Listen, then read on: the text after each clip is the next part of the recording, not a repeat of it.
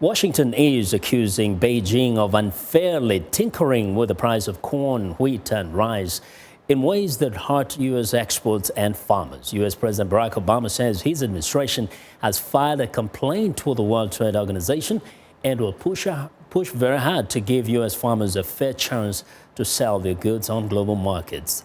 As VOA's Jim Rundle reports, hundreds of thousands of jobs and billions of dollars are at stake. Trade officials say U.S. exports of rice, wheat, and corn are vital to the American economy, averaging $20 billion a year and supporting 200,000 jobs.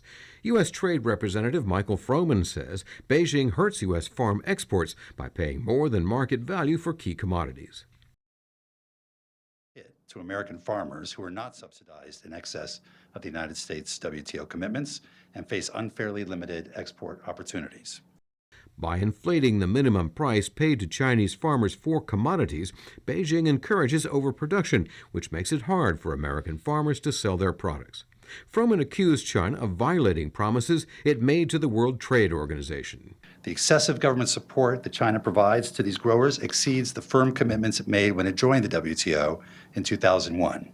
Agriculture Secretary Tom Vilsack says China will soon be the largest market for U.S. farm goods, which now generate $20 billion a year.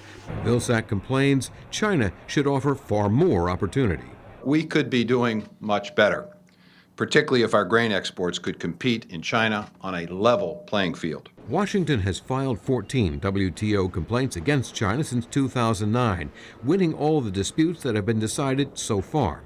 Trade is a politically sensitive issue in the United States because Beijing sells $365 billion more a year to Americans than Americans sell to Chinese customers. Additionally, trade has come under fire in the U.S. presidential campaign because of criticism of key trade deals that many voters fear cost American jobs.